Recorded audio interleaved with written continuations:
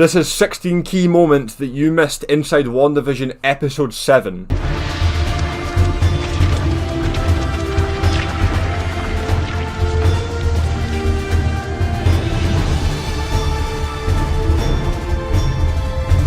Now first off, this episode was by far the one where we have learnt the most information, and it blew my mind. There's so many things going on, there's a lot more than 16, but these are the 16 that I'm going to talk about in this episode. So without further ado, let's jump straight into it. 16 things that you didn't notice in this episode. Now the first scene here, you see the milk carton that Wanda took out the fridge, and it has an advert for a missing child on the back. Now the picture is very blurry, it could be a reference to the fact that later in the episode, Billy and Tommy go missing, or as WandaVision is linked to Spider-Man 3, and we've seen these leaked images of the Spider-Man set, you can see that on a billboard here there are posters for missing children. Agatha could be doing this to children on a grand scale and not just the ones inside Westview. This could be a potential link as to how we're getting into Spider-Man 3 with this show. Next up we have the intro theme to this episode, and it's clearly based off The Office, even down to the tune.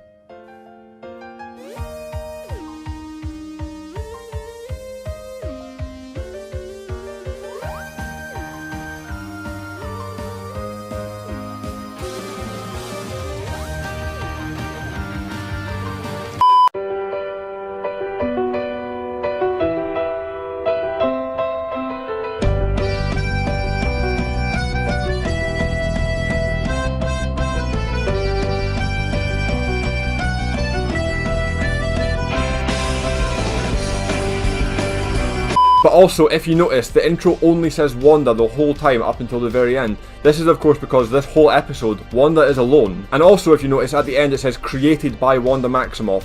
Just another hint that she did in fact create the Hex, whether she was under someone else's control or not. Now fast forward and we see Darcy Lewis, who is now of course a resident of Westview technically, and as you see her in the circus, she is an escape artist. She's covered in chains. This is a callback to last episode when she was handcuffed to the car. Of course, everything outside translates. It's just a little thing, that's not like a major point or anything. I just want to point out it's a pretty cool attention to detail from Marvel. Now another big part of the episode that probably won't be talked about as much considering all the other crazy stuff that happened, but we finally learn about Cataract and that Hayward was trying to weaponize Vision. He obviously never succeeded, but this is why he's so interested in Vision. During the 5-year blip, he could have been worried about the defense of the country and the world as a whole after what happened with Thanos, and wanted to create a defense system to battle this. He could have quite easily been trying to bring Ultron back to life, which is what I've been saying all along. Now again, back in the blip, and this is a blink and you'll miss it moment, behind the characters Darcy and Vision here, there's a sign that says Fool the Guesser.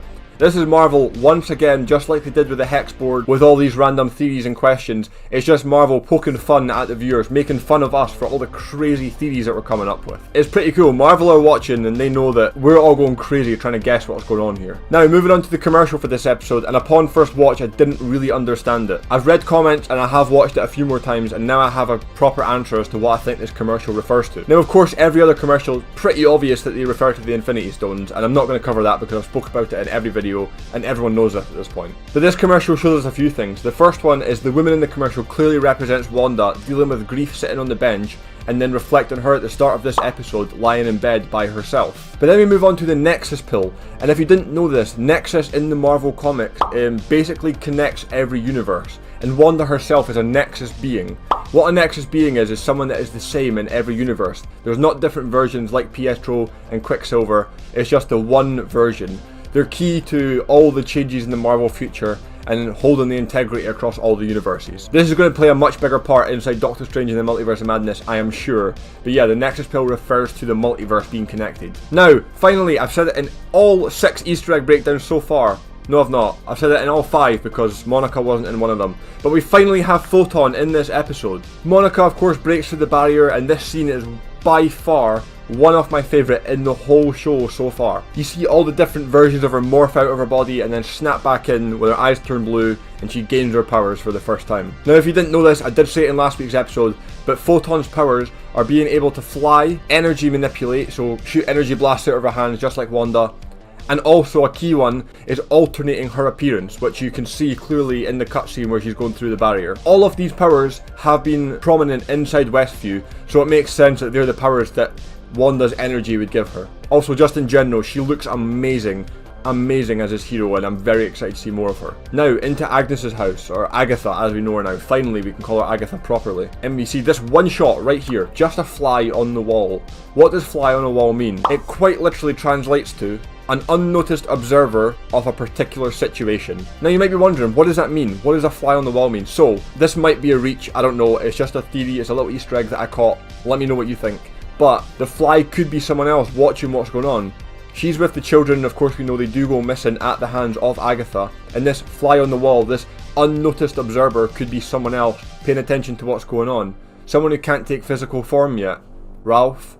I'm looking at you. Now fast forward a little bit and we see the kids' food lying on the table. The twins have not finished what they're eating. It's half eaten at best. And this is because I think they were drugged. I think they were drugged to be knocked out, to be taken somewhere by Agatha. Now again, fast forward to the good stuff, the main part of the episode, and we go to Agatha's basement and we see this book. Of course, it looks very devilish, highly connected to Mephisto, as I'm sure you know the whole basement is. There are goats on the walls. It's most likely going to be tied to Mephisto at this point, let's be honest. I know the theories are wild, but it's probably true at this point. But this book here is called The Darkhold, and The Darkhold is basically a magical dark book of spells from Marvel Comics. This could quite easily be highly connected to Agatha Harkness, as she's been a witch controlling dark magic for thousands of years. And if it is, this is a key for all sorts of creatures to come into the MCU. Mephisto, Nightmare, Dracula, all these kind of scary dark magic characters could easily come in now, or be linked to this book in some way. Now, oh my god, this stupid rabbit that keeps popping up with the 10,000 different theories as to who it is. Do I think the rabbit is Doctor Strange? No. We all know that Agatha in the comics, or if you don't know, Agatha in the comics carried around a black cat everywhere. Its name was Ebony. She was seen often holding it, stroking it in the exact position that she's stroking the rabbit. I literally don't think this rabbit is anything. I think they switched the cat out for the rabbit because if they gave her a black cat, people would have found out way too early that it's Agatha Harkness. Fair enough, the hardcore comic people and the theory people knew straight away. It's pretty obvious. But if you never, the black cat is a big giveaway of a witch, so maybe Marvel just wanted to keep it hidden. I think the rabbit is just to switch out the pet so people didn't find out too early. Don't think it's Doctor Strange, but correct me if I'm wrong. Let me know what you think. Does my theory make sense? Or does the Doctor Strange one make more sense? Now, of course, the highlight of the episode, the absolute bop, the tune, I've got it stuck in my head, Agatha All Along. Now this exact little tune is basically ripped off the Monsters TV show. Who's been messing up everything? It's been Agatha all along.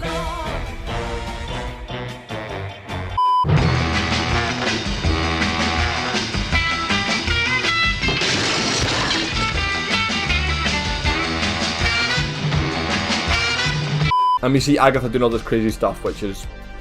it blew my mind, but we all knew it was coming. Now we see this shot right here of obviously Evan Peters' Quicksilver and the purple magic on his back. Now I am praying, I don't think he's Mephisto, I don't think he's an actual villain, I think he's just under the control of Agatha Harkness, and I really, really hope he is. I really hope we don't waste an X-Men character for this stupid ploy of a villain. I'm praying that he is not in control and he has been possessed or manipulated as a way to get to Wanda by Agatha or whoever else is in charge. Now, the post-credit scene, and we see Monica snooping around Agatha's house. Now, if you didn't know, Agatha's house, and this was confirmed on Twitter by a user I can't remember the name of, I just saw it and screenshotted it, but I'll put the tweet on screen here. Agatha's house is the exact house that was used in the old TV show Bewitched. And Bewitched was about a witch living in the suburbs trying to hide her powers from everyone. That's just a pretty cool Easter egg. They used the exact house. Once again, Marvel killing us with the detail. Now this isn't so much something that you missed in the episode, but it's just a prediction for the next couple of episodes. I think in episode 8, we're not going to see anything to do with this episode. I think it'll be a flashback episode, much like what a lot of popular TV shows do. We'll see how the heck started and how everything fell into place to make these episodes happen. And then episode 9 will pick back up where the characters left off. I don't think Evan Peters is a bad guy. I think he's been possessed. And I think Vision's going to fly to the house. He's going to come in to try and save everyone. And what he's going to do is do the mind control thing or the mind release thing on Evan Peters. And he's going to get his Fox Quicksilver memories back. Fingers crossed. Everything crossed. Vision's going to mind release him and we're going to get the memories of the X-Men, memories of Magneto, memories of everything from the Fox universe, and he's going to help Vision and team up with him to save Monica and to save Wanda and to save the twins. Now that's it for this episode. Let me know what you think in the comments. I'm really intrigued to see what everyone else thinks because there's so many possibilities after this episode and of course we still have no answers to most of them. Let me know in the comments what you think. If you want to talk to me on a more personal level, or talk with a community of over 300 people, I have a Discord link in the description if you want to join that. We talk about WandaVision, Marvel, Star Wars, DC, all superhero and movie pop culture news, so join that if you want to come and hang out with us all over there. It's a great community. But apart from that, subscribe down below for weekly videos on WandaVision and other popular movies and superhero stuff that's coming out in the process. Thank you so much for watching. I'll see you all same time next week. I'll see you next time.